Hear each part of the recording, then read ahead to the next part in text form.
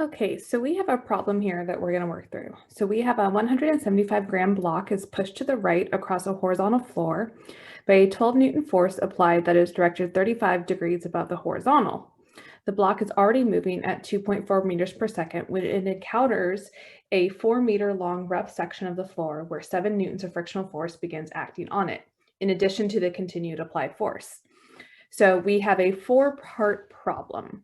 So we're going to be breaking this problem down. So the first thing is we want to calculate the work done by the applied force during the block's 5-meter motion through the rough section of the floor. Now, before we solve this problem, let's take a minute and think about this problem. So here's our floor. And here's our box. It's sitting on the floor. And let's go ahead. We do want to change this into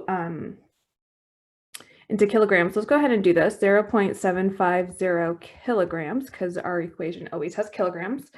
And we have an applied force. I'm going to do the applied force. Now, it doesn't really matter which direction this applied force is in, but we want to remember that it is 35 degrees above the horizontal. I always find it helpful to draw it on this side. So this is my horizontal. Here is my applied force at 35 degrees above the horizontal. And again, this is a 12 Newton force. So just kind of a quick diagram to identify what's happening. Okay, so let's look at part A. So we want to calculate the work done by the applied force during the block's 5-meter motion through the rough section of the floor. So we're just looking at the work done by the applied. So work done by the applied, I'll just go ahead and put the WAPP, is equal to force applied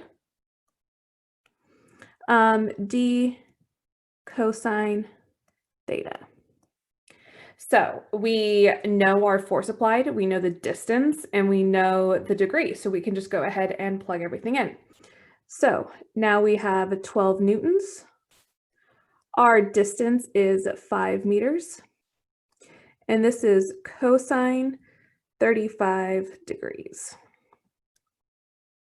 So if you plug that all into your calculator, you end up getting that the work done by the applied force is, whoa, let's go ahead and go back to there. There you go. Is plus 49.15 joules.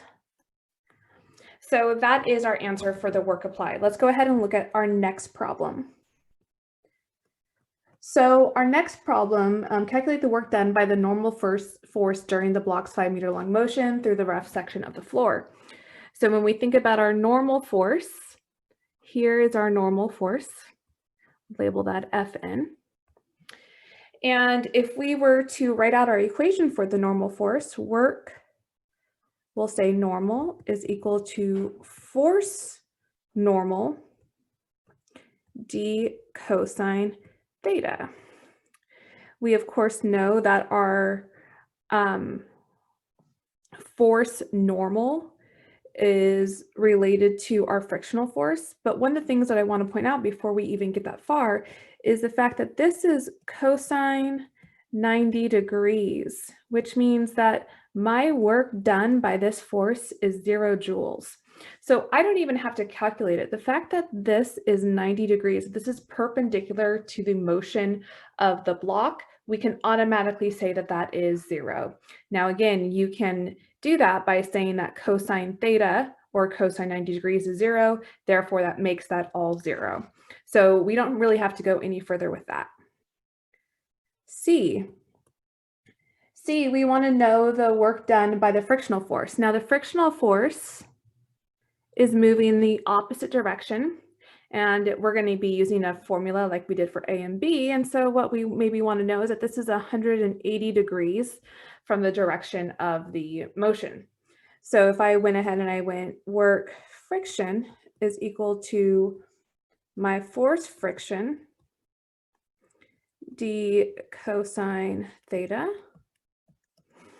So we know what my force of friction is. So we were told that it was 7 newtons.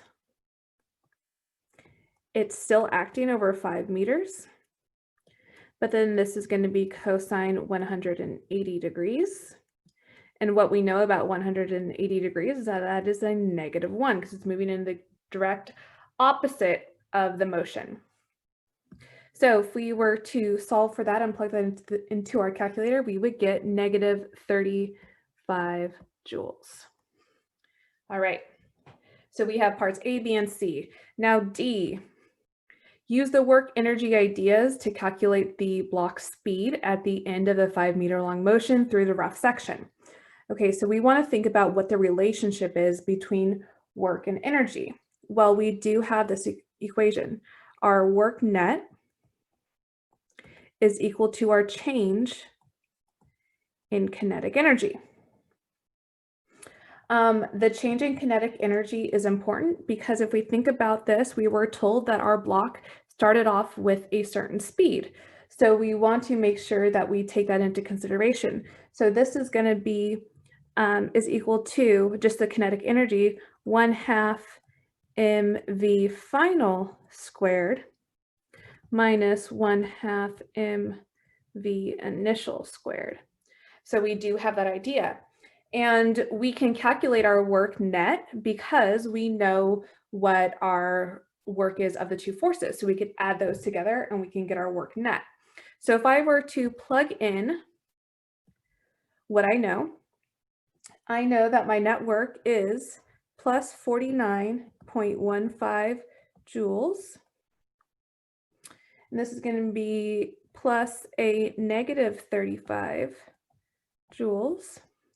That's going to be equal to 1/2 our mass of the block, which is 0.750 kilograms, V final squared, minus 1/2 the mass of our block, which is 0.750 kilograms, times our initial velocity, which we were told was 2.4 meters per second, and squared. And so what we are solving for is this variable right here. So you can simplify and move things around and solve for that variable, making sure that you take the square root of that when you're done, because that is V final squared. And what you would end up getting is that your V final would be equal to 6.59 meters per second. And so that would be your final velocity. So there is that problem.